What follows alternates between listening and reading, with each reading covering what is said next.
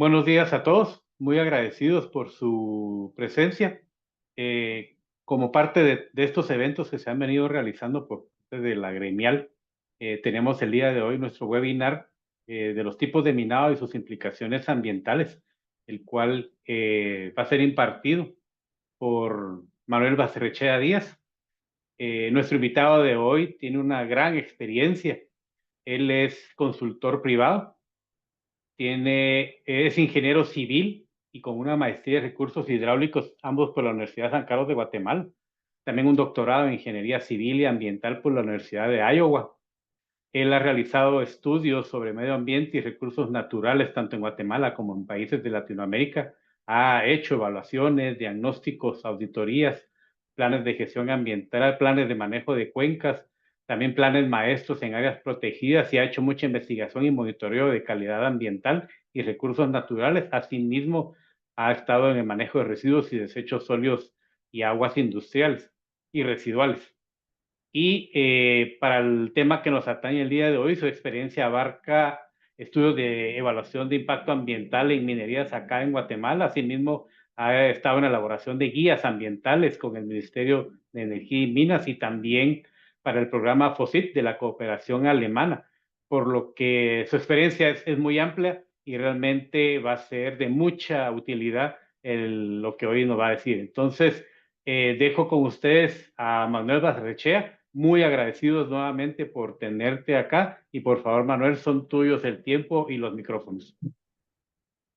Buenos días, muchas gracias Ismael por la presentación. Bueno, igualmente agradeciendo a Grenat y a los ejecutivos que nos invitaron a poder pues compartir las experiencias que hemos tenido en el caso de Guatemala y pues al final habrán preguntas si no les quedó alguno de los conceptos suficientemente claros. Así que muchas gracias de nuevo y empezamos, por favor. El contenido, tenemos entre 40 y 45 minutos. Ahí vamos a tocar 12 temas desde una introducción. La experiencia mía va a estar enfocada y vamos a ver en 3 estudios recientes que hemos hecho. ¿Cuáles son los objetivos del webinar? El marco jurídico es muy importante. Cómo se clasifican y describen las actividades mineras, que también es relevante. La minería no solamente es la minería metálica y a gran escala, sino minería. Hay más de 40 actividades en el listado taxativo del Ministerio de Ambiente. La relevancia de caracterizar ambientalmente el área del proyecto, el área de influencia directa, el área de influencia indirecta básica. Cómo se identifican y valoran los impactos y a raíz de estos impactos se elabora un plan de gestión social y ambiental, el cual es objeto de un permanente monitoreo y evaluación para que las medidas que se propongan en el plan pues se estén llevando a cabo y den los resultados. De lo contrario, pues se harán las adaptaciones del caso.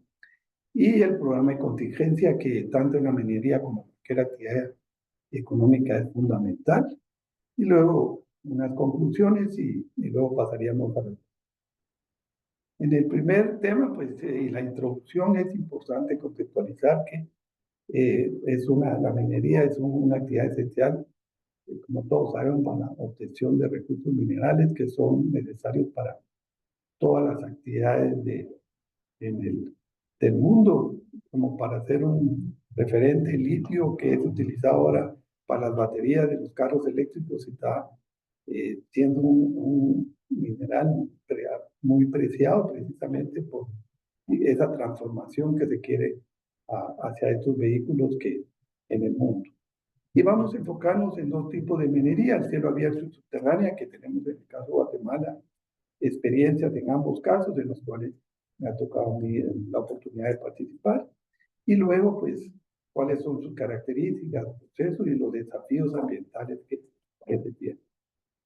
El segundo tema es relación a la experiencia que hemos tenido en proyectos extractivos, básicamente, y muy recientes, es en la unificación y actualización del proyecto minero Escobal, recientemente en el 2023.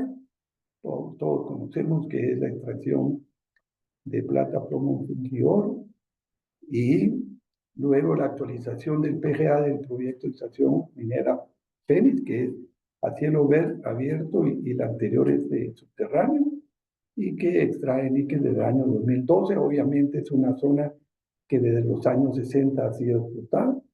Y tercero, la guía ambiental para el sector minero, elaborado con el Ministerio de Energía y Minas, y ahí pues agradecerle a la administración pasada,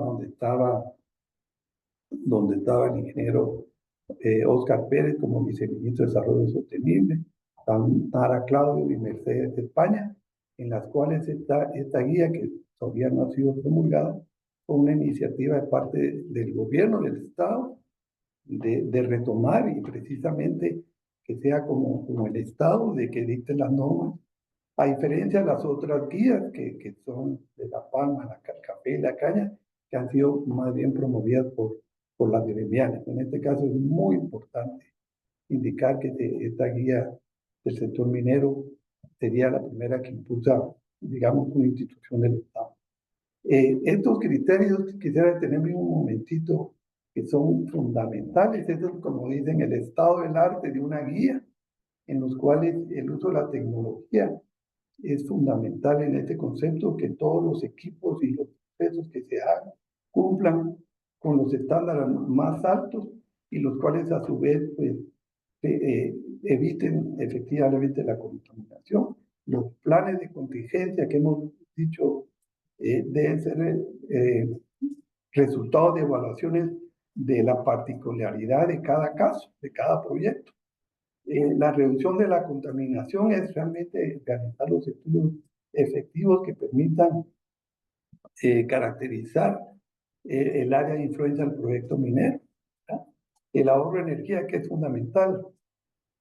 Hay proyectos que consumen 15 megawatts, o sea, son consumos importantes, y eso está relacionado pues con el carbón neutral, etc. Entonces, el uso de la energía es fundamental.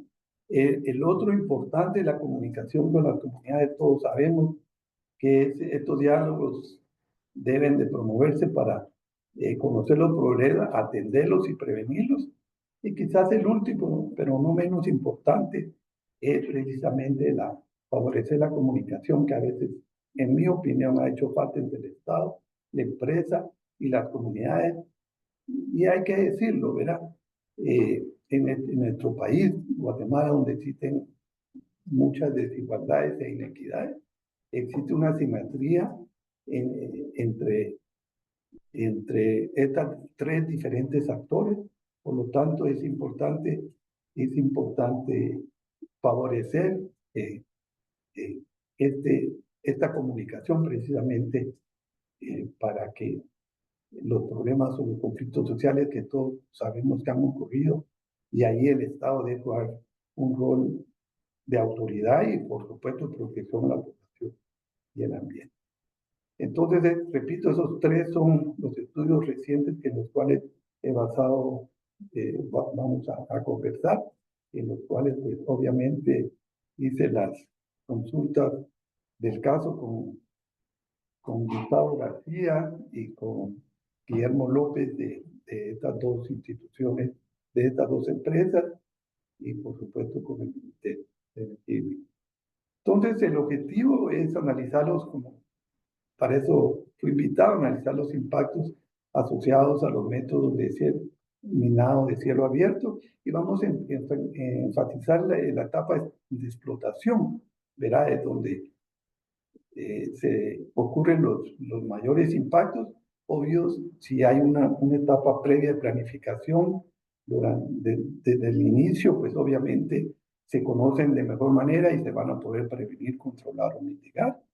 Y luego específicos, identificar los tipos de minería, describir los impactos de estos proyectos, teniendo en mente los ejemplos que ya les mencionamos, y analizar los impactos, y luego proporcionar buenas prácticas y medidas que son las que se están utilizando en el país. Bueno, el marco legal ambiental en Guatemala es fundamental, porque obviamente el Estado de Derecho todo lo debemos de cumplir. Y ahí está una serie de listadas precisamente de todo la legislación que se debe cumplir. Y obvio es que indicar que son tomados en cuenta por estas actividades hoy en día.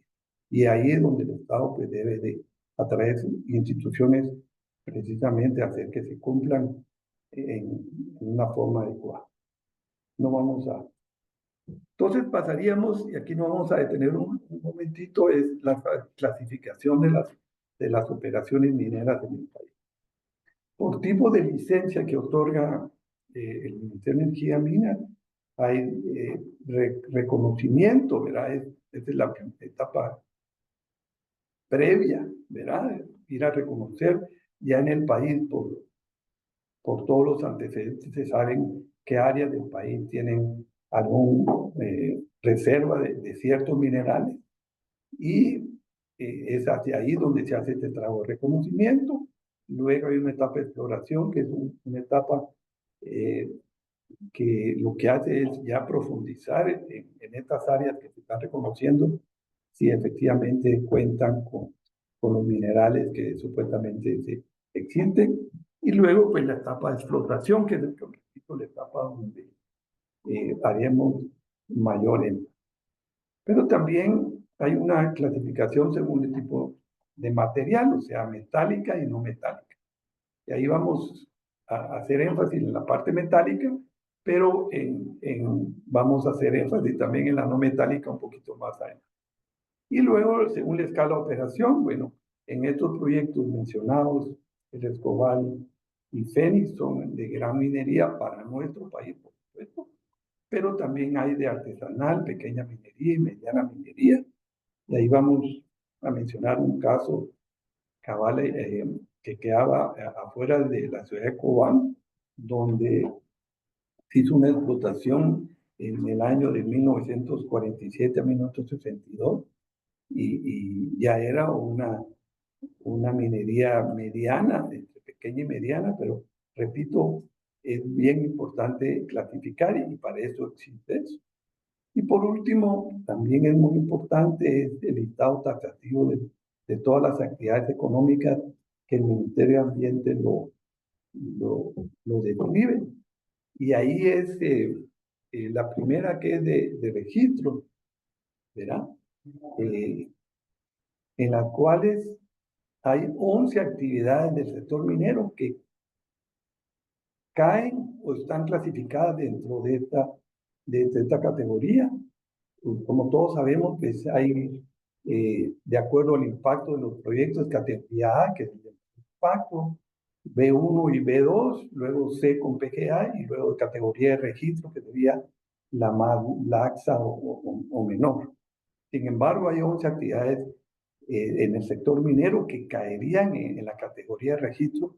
¿Qué es lo que significa? Que deberían estas 11 actividades que están listadas en este procedimiento del mar, deberían de tener esa categoría de registro y yo les puedo asegurar que muy pocas de estas 11 actividades mineras tienen cuenta con una categoría de registro. Luego, subiendo un poco la categoría C, que es la de menor impacto comparado con la categoría A y B, por supuesto. Hay 7 actividades del sector minero que caen dentro de esta categoría y obviamente deberían de tener todas estas. Cuando nosotros vemos pequeñas extracciones de material para hacer las carreteras, etcétera, no todas, más bien son pocas las que tienen precisamente un tipo de licencia para poder realizar esa actividad. Y lo damos muchas veces por sentado. Luego en la categoría B2 hay 2 actividades del sector minero que caen dentro de esa categoría. En el sector B1, que es el de un poco más, mayor impacto, hay 15 actividades. Y la categoría A, que es la de mayor impacto, hay 18 actividades mineras que caen en eso. Eso es muy importante que lo tengamos en cuenta porque con la situación del sector minero en el país, hay diría yo, se cree que realmente la actividad minera se centra en las grandes actividades que se están llevando a cabo, como son estos dos ejemplos que puse, o de Marlin anteriormente, pero como ven, hay 18, 15, 33, 35, 42, 53 actividades mineras en las cuales eh, obviamente de esas cuantas están, todas esas actividades están teniendo este registro. Ahí sí que para no abundar más es muy importante tomar en cuenta eso. Bueno, la descripción de las operaciones mineras, como pueden ver en el centro, viene desde prospección, permisos, exploración y evaluación del proyecto, desarrollo, construcción, producción y cierre de abandono. Estas son las actividades principales. Y es muy relevante, aunque parezca obvio, es que cada proyecto es muy específico. No podemos comparar ninguno en el país y no vamos a mencionarlo, pero no es lo mismo, por decirle, Escobal, que donde llueve 1100, 1200 milímetros al año, que en el Store, en Phoenix, que llueve 2600 milímetros. Las condiciones, solo ese parámetro muestran a uno que es diferente. Significa que los eventos, precipitaciones correctivas son diferentes, se explican, solo por mencionar un ejemplo. Luego pues, se solicitan los permisos, se explora, y en esta etapa donde la siguiente de evaluación es bien importante, porque cuando se evalúa el proyecto, las primeras cosas, que es también muy obvio, pero es importante mencionarlas, es donde se define el método de explotación.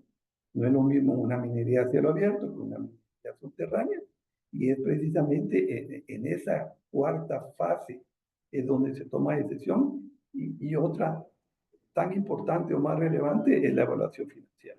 Es decir, si la reserva que existe, donde nosotros hicimos la exploración, los números nos indican que va a salir costo-beneficio, va a haber mayor costo que los beneficios, obviamente ahí el proyecto termina, ¿verdad?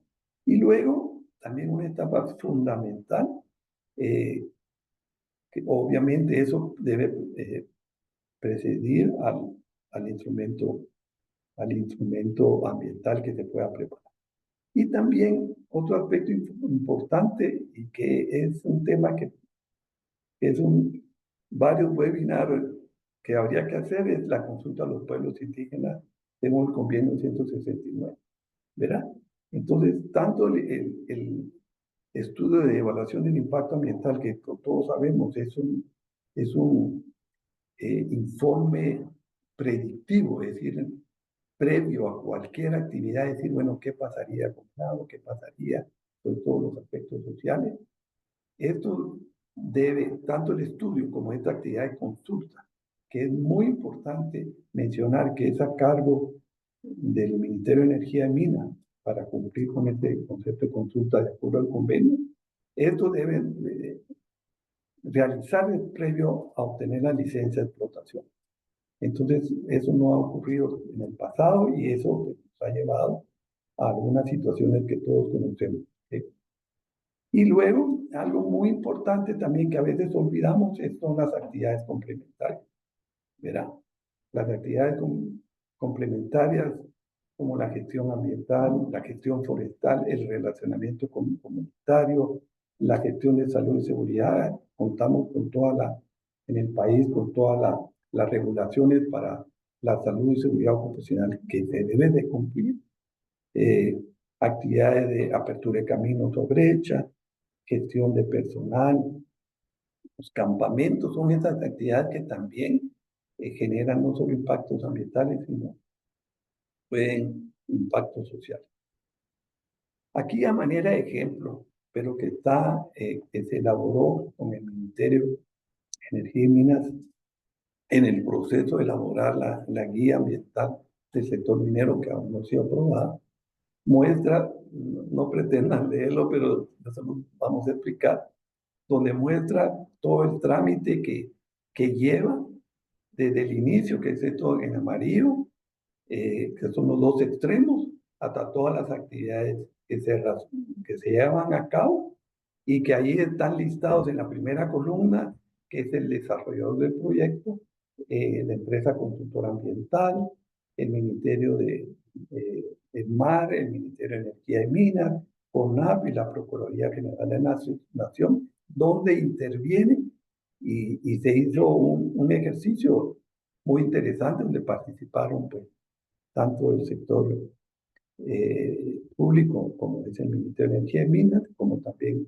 la Grenal, y se tomó en este proceso alrededor de 3 años, 5 meses, lograr pues cumplir con la legislación y hacer todos los pasos que se requieren.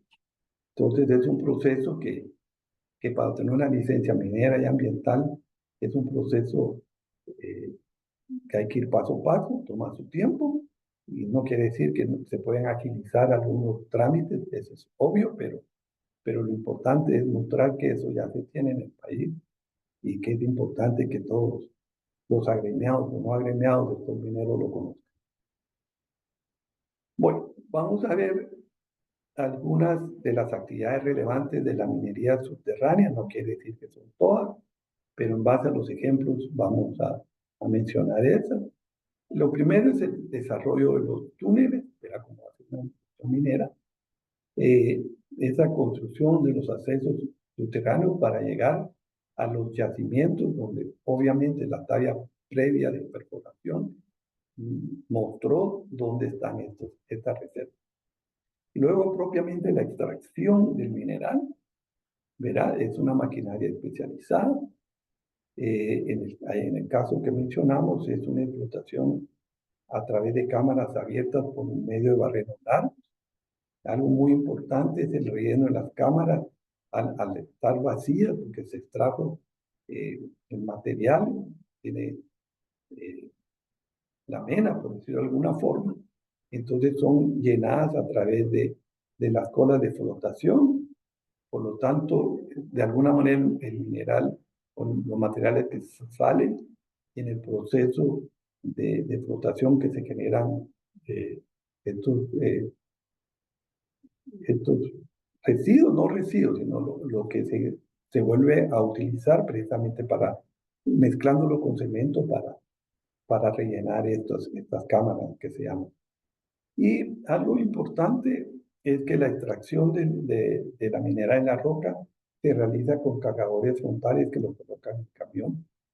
Y, por supuesto, algo muy importante es que en este caso, sí se utiliza pólvora, y eso pues requiere de todo un manejo especial, entonces se guarda bajo tierra, y en fin, es todo un trabajo especializado que se tiene que tomar en cuenta. Para la minería, una actividad relevante, más que actividad, es este sistema de ventilación, que todos sabemos, que es pues, contar con una calidad del aire para que todas las actividades, sobre todo de parte de los operadores dentro de la mina, puedan realizar su trabajo. Entonces, esto es considerado de vital importancia. En el caso que mencionamos, hay un proceso de mineral que consiste en varias trituraciones y la molienda. Luego entran a un circuito de flotación donde se producen concentrados, y esto pues, luego se espesan, se filtran y se colocan ya sea en sacos, super sacos o a granel. Y estas colas de la flotación, que es lo que mencionamos, son enviadas a esta planta que realiza una pasta para el relleno de estas cámaras vaciadas cuando se extrae el material, y son un porcentaje importante, ¿verdad? 30 y pico por ciento de estas colas que son vueltas otra vez para rellenar las cámaras, y el excedente se apila en lo que se llama el almacén de colas filtradas y compactadas. Y el agua del espesado y filtrado de colas, pues, y concentrados, esa agua se recircula. Y quizás la otra actividad muy importante es cómo se dispone el excedente. y como se mencionó, va a las colas filtradas, el cual pues obviamente tienen contrafuertes para que esto no vaya a fallar, y el control del agua y la escorrentía que cae sobre estas almacén de las colas, puede hacer y que tienen contacto. Obviamente se canaliza, van a fosas desarenadoras y luego a través de canales y tubería llega a piletas de sedimentación. En este caso hay 3 piletas, de los cuales precisamente se logra todo un proceso de manera de atrapar todos los sedimentos. Y en las actividades relevantes de cielo abierto, pues se hace una extracción de la mena del mineral por medio del tajo, y que es a través de bancos y terrazas. Luego con maquinaria equipo convencional se extrae y luego se envía precisamente hacia áreas de apilamiento, ¿sí? Y en este caso, pues no se utilizan explosivos, ¿verdad? En el caso concreto. Luego algo importante es el área de apilamiento y procesamiento mineral, precisamente, porque en este caso hay 2 actividades. Una es que se utiliza para el tratamiento, para obtener, en este caso, ferroníquel, y otro es para exportación de la mena. Y aquí es bien importante, como mencionamos, que llueve el doble que llueve en la otra mina subterránea, pues cómo se maneja también, cómo se recolecta esta agua que cae sobre estas áreas de almacenamiento y se sedimenta para evitar que lleguen a quebrar y terminen en este caso en el mar. Y luego la disposición de excedentes, ya mencionamos que se apilan y en el caso de como es a cielo abierto y está en la parte alta, lo que se hace es todas las áreas que se están explotando por gravedad, la escorrentía, obviamente, se conduce a estas presas. Hay una presa grande de sedimentación que efectivamente atrapa todo este sedimento, y en las otras áreas, como mencionamos, en las áreas de apilamiento también hay sedimentadores individuales. Y obviamente cuando se van terminando las áreas o se cierra alguna de las áreas, viene todo un aspecto de recuperación y tratamiento. En esta mina ya que tiene más de 35 hectáreas recuperadas, y en este proceso de cierre de algunas áreas que ya no se va a extraer. Bueno, conociendo cuáles las actividades relevantes, fundamentales, el establecimiento de la línea base, eso es, yo creo que todos estamos claros, es como ir donde el médico y decir, dígame qué tengo. Lo primero que le dicen es una batería de pruebas. No hay nadie todavía que pueda verlo a uno y decirle, usted tiene alto el colesterol si no ha hecho la prueba. Entonces, este es exactamente. Y aquí quisiera también hacer énfasis de la relevancia que tiene. Los proyectos que mencioné, nosotros participamos en uno, se empezó a trabajar en 2008-2009 para uno de los proyectos que empezó a funcionar en 2012. O sea, sí se tiene información de por lo menos 4 años de información previa a la actividad, tanto de la geología, el clima, el agua, el aire, el suelo, biodiversidad, geología, aspectos socioeconómicos y culturales y el impacto vial. ¿Cómo eran cada uno de esos previos? En el caso de la otra minería a cielo abierto, ustedes conocen, Exniva estuvo en los años 60 y paró sus operaciones en 1982 para luego retomar en el 2011, 2012. Sin embargo, desde el 2006 se volvieron a empezar a hacer, a restablecer la línea base anteriormente. Y aquí también es importante, no solo establecer información de línea base de todos estos aspectos físicos, biofísicos, bióticos, socioeconómicos, y cómo definir el área de influencia. El área de influencia de afectación hay varias metodologías. Los chilenos, peruanos, colombianos tienen bien definido estas metodologías. Y algo interesante es que Esto fue solicitado en Guatemala que se hiciera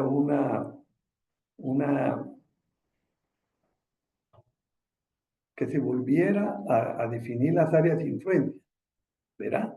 Y eso se hizo, en la cual también tuve la oportunidad de participar, se hizo con el CESEM de la Universidad de San Carlos y también con la Universidad del Valle. Ellos participaron conjuntamente con nosotros en la definición o redefinición de estas áreas de influencia. Entonces es bien importante definir, uno es el terreno propiedad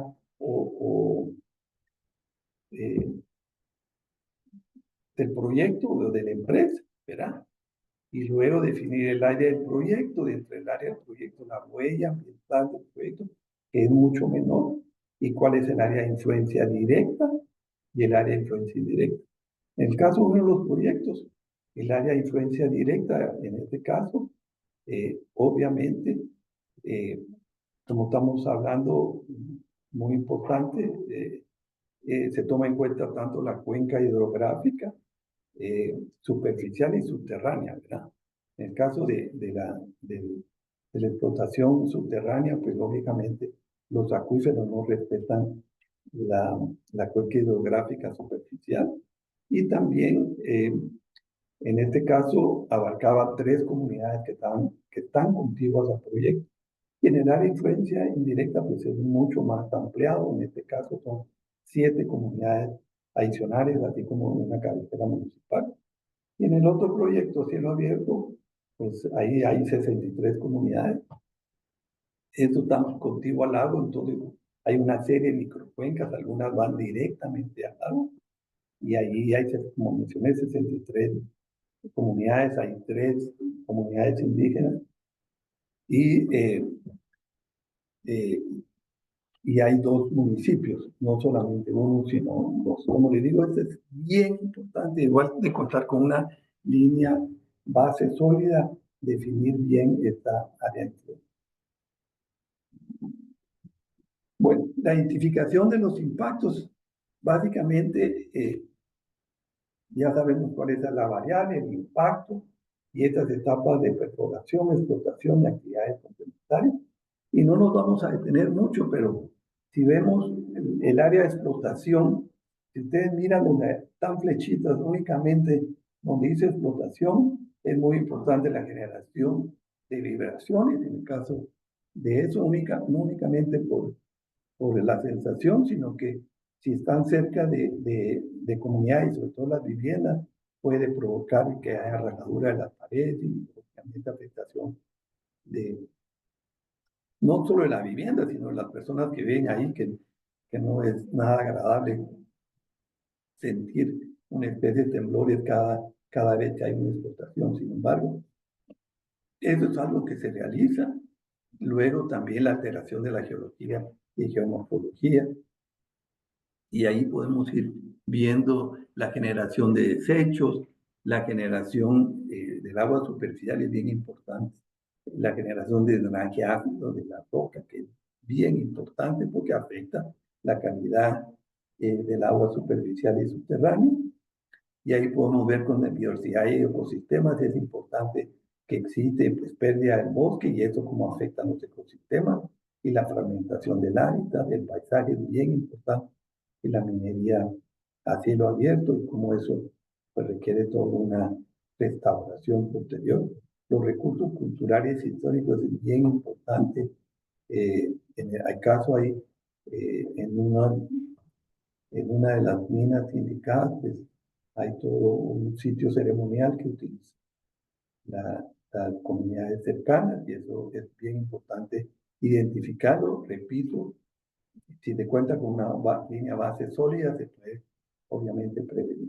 Y la parte socioeconómica es bien importante, no únicamente los ingresos que son muy importantes, el empleo, etcétera, pero lo muy importante es esa comunicación y ese diálogo permanente. Y obviamente la parte de salud ocupacional es clave.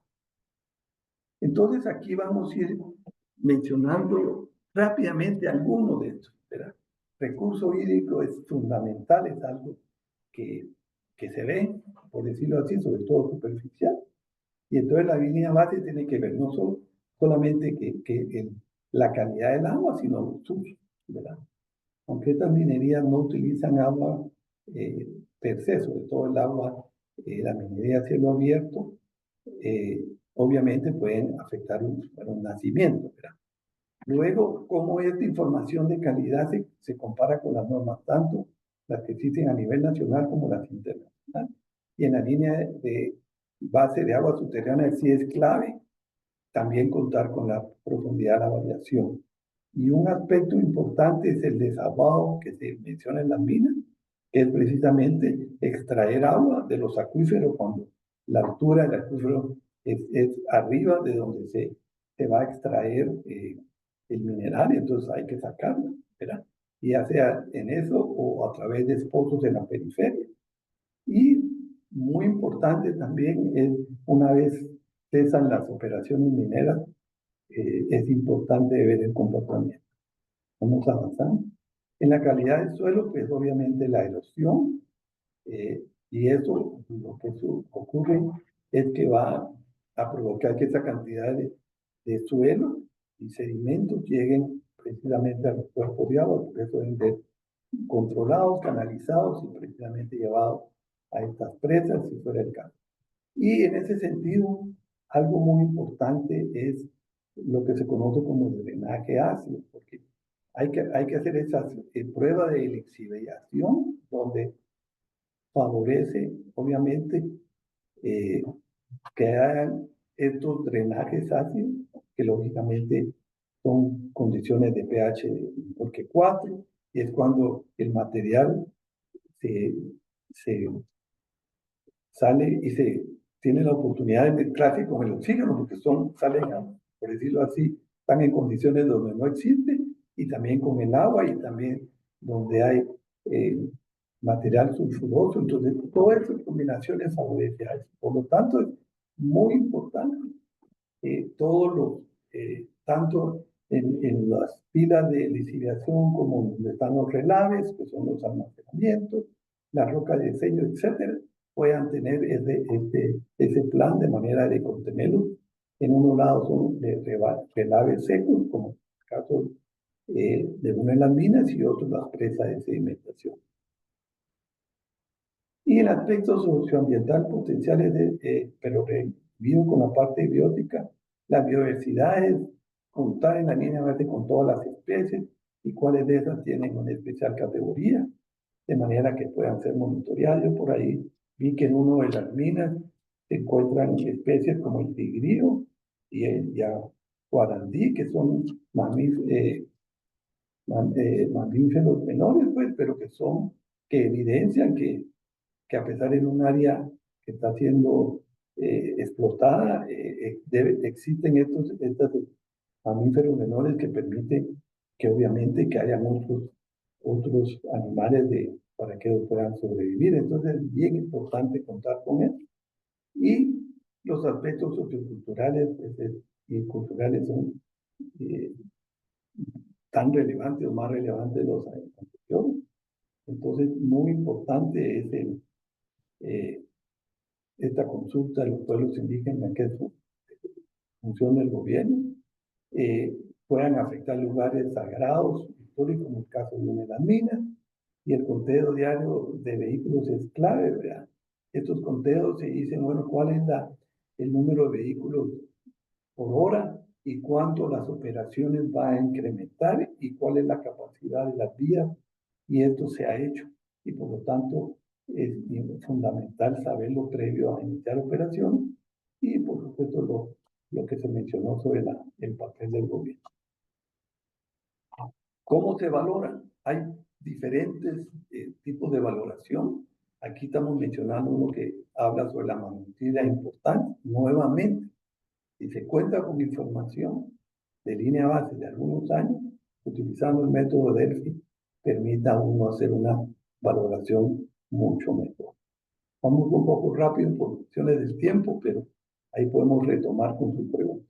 Entonces, el plan de gestión básicamente tengo una variable afectada, el área de influencia, cómo es afectada por medio de estas actividades relevantes, poder cuantificar el impacto, valorar el impacto y en base a eso proponer medidas de control ambiental o buenas prácticas y luego el monitoreo que nos permite precisamente avanzar en este caso.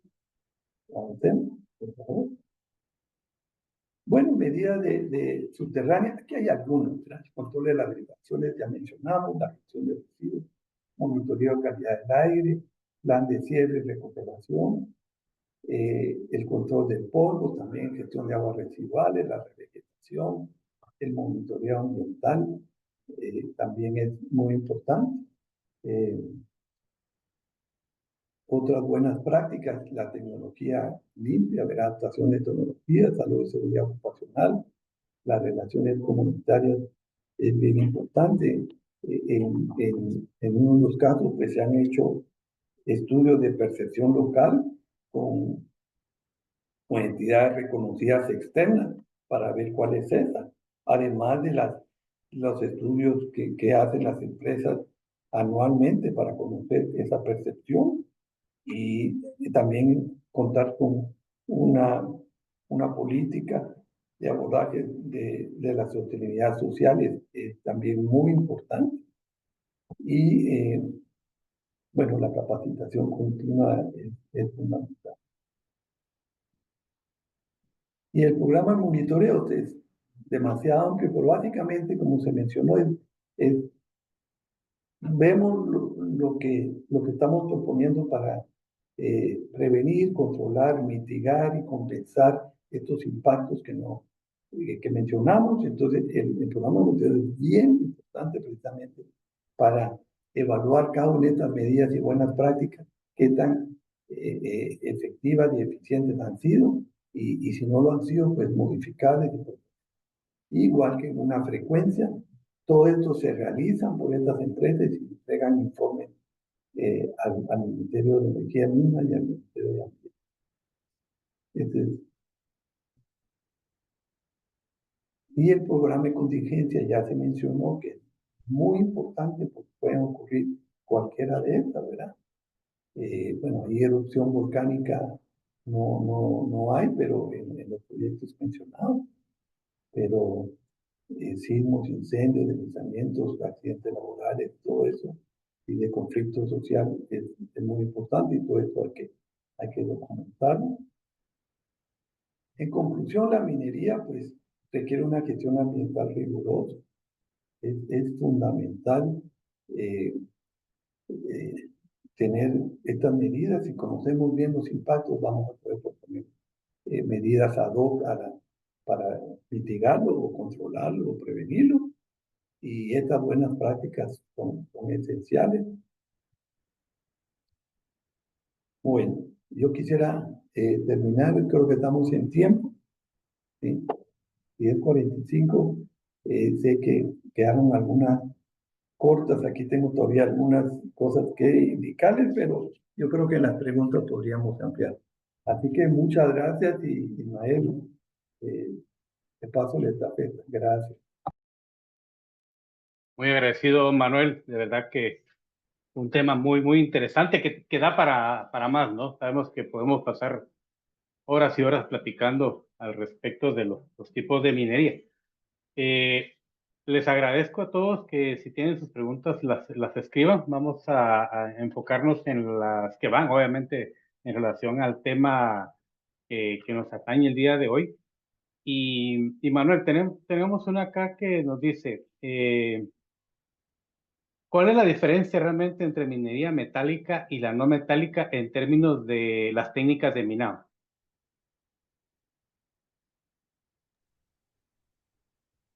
Bueno, vamos a, no lo había pensado.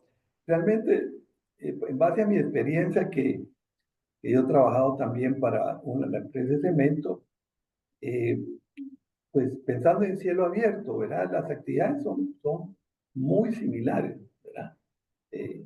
Digamos la actividad, cómo se realiza, ¿verdad? Se realiza a tajo abierto, que se realizan a través de terrazas, protegen los taludes precisamente para que no va a haber un accidente, etcétera, y hacer más efectivo.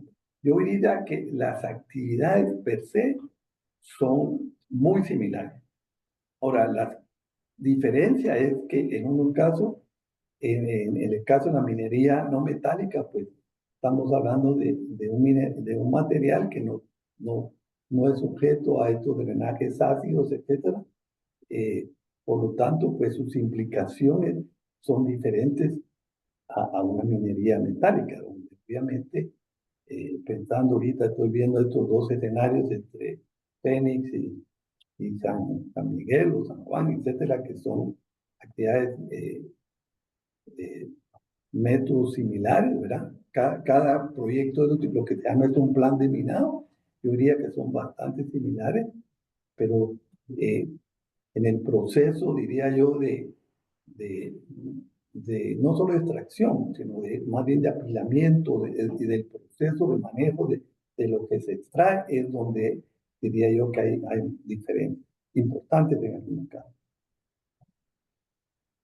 Gracias. Y también sobre esa misma pregunta, ¿hay alguna diferencia entre el impacto ambiental de una u otra?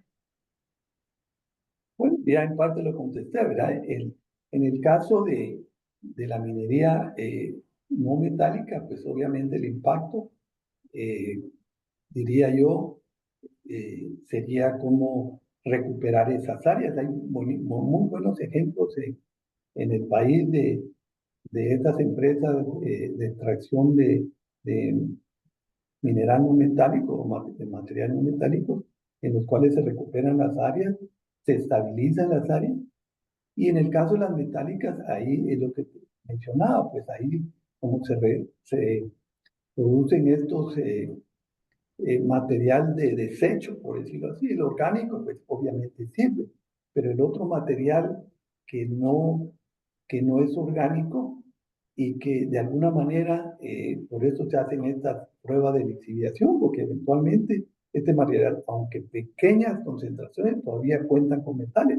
Entonces, esto debe ser, estos apilamientos o estas áreas locas deben ser objeto, repito, de un control de, de, de, de la escorrentía, por decirlo alguna, del agua que cae sobre estos áreas de almacenamiento, de manera que se tenga el control sobre eso y no que fluya libremente a las quebradas y a los cuerpos de agua, porque, repito, pueden tener trazas de algunos metales que pueden obviamente tener afectación en los usos del agua, aguas debajo, y como también en la calidad, ¿verdad? Pensando en las poblaciones, pensando en los ecosistemas acuáticos y pensando también en la agricultura.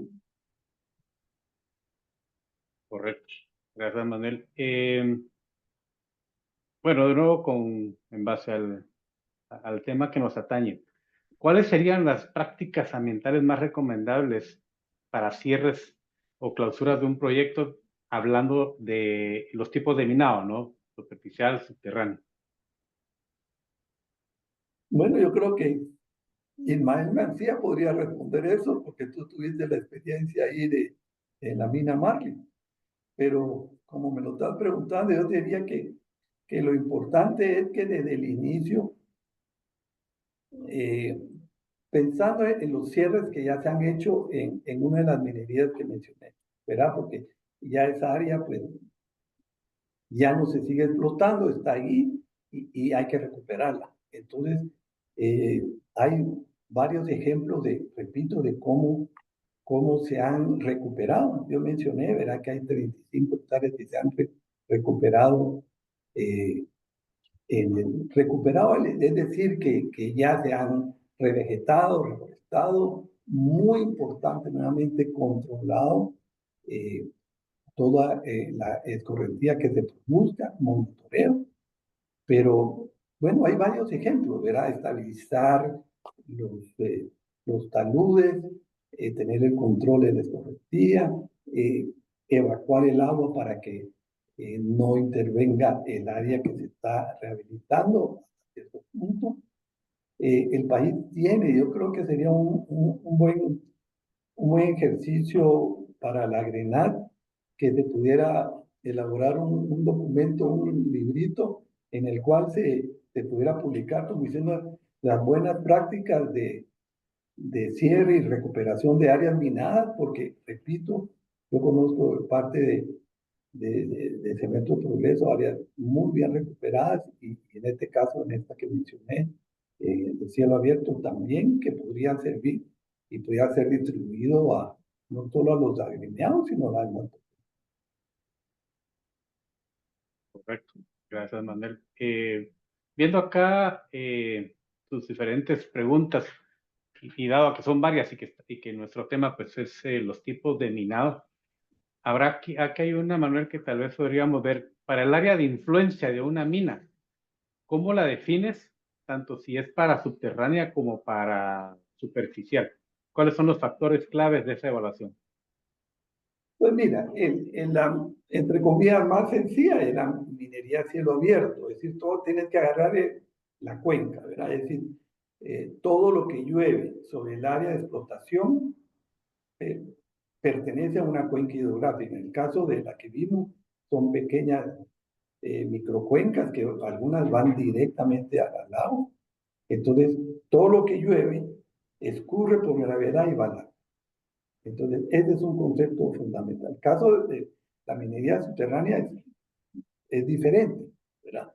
Es porque obviamente abajo de ella existen acuíferos y estos no respetan lo que está arriba. Entonces, obviamente se puede extender y hay que hacer esos estudios, como se mencionó, de los niveles de profundidad del acuífero. Por lo tanto, debe de extender más. Eso sería como, digamos, desde el punto de vista físico, ¿verdad? Por el aspecto tan o más relevante del aspecto social. Entonces, eh, lo que ha sucedido es que en todos estos proyectos que yo conozco, incluyendo de otros, han habido actividades previas en estos lugares, precisamente porque hay mineral. Ahí esta minería subterránea, la subcuenca se llama El Dorado. ¿Por qué El Dorado? Es porque hace 100 años eh, salía un material que era el oro, o parecía el oro, o brillaba como el oro, y por eso se llamaban El Dorado, ¿verdad? La otra mina a cielo abierto, Exníbal hizo desde el año 60, como mencioné, la montaña Caquipec, que a las afueras de Cobán, del año 42 se empezó a aportar. Entonces, yo quisiera insistir en que la línea base es clave, o sea, conocer lo que no hacemos nosotros como seres humanos de tener un historial de salud nuestra. No. La delimitación del área de influencia que se realizó recientemente con una solicitud de la Corte de Constitucionalidad nos hizo ese tipo de reflexión. Y realmente el impacto vial, o sea, cómo puede estos camiones tener toda una serie de reglamentación para la velocidad, etcétera. Todos estos aspectos tienen que tomarse en cuenta. No es tan complicado. Lo importante es hacerlo, ojalá con la mayor antelación posible. Y repito, eh, tanto Mina Marlin como las dos minas que hablamos, lo de Cemento Progreso en San Juan, etcétera, hay muchas lecciones aprendidas eh, que nos permiten de alguna manera sistematizarlas y decir, ojalá que la próxima mina, explotación minera que el país debería de apuntar, tome en cuenta todas estas cosas y no repitamos algunas cosas que, que a veces suceden o ya sucedió en el pasado. Muy bien, Manuel, gracias. Bueno, en aras del tiempo que estamos sobre este, Quiero agradecerte nuevamente por haberte tomado el tiempo y acompañarnos acá en este webinar muy importante. Lamento no poder tener todas las preguntas y demás, pero el tema realmente era muy específico en los tipos de minado y sí hemos visto y concluido, ¿no? Bueno, tanto la minería metálica como no metálica se pueden hacer en ambos tipos y que tanto sus impactos pueden o no eh, existir en una magnitud o más, pero la verdad es que no hay una gran diferencia entre uno y otro. Si hablamos de minería metálica y no metálica, sus impactos pues obviamente estarán ahí, pero no hay una gran diferencia entre hacer una y otra, únicamente la técnica con la cual se está aproximando a este mineral que está ahí. Entonces, importantísimo eso que nos has comentado, de verdad te lo agradecemos. Y para todos, la, en el canal de YouTube está el webinar en el cual pueden ustedes acceder en cualquier momento y pueden retomar y ver ahí algunas diapositivas pues con un poco más de tiempo puedo ir viendo y pues de verdad agradecerles a todos su presencia en el webinar, que estén pendientes siempre de las siguientes actividades que van a ver porque hay bastantes a lo largo de lo que termine el año y los que van a venir para que todos estén pendientes de eso. De nuevo, Manuel, muchísimas gracias y a todos por su atención y por atender este webinar. Muchas gracias.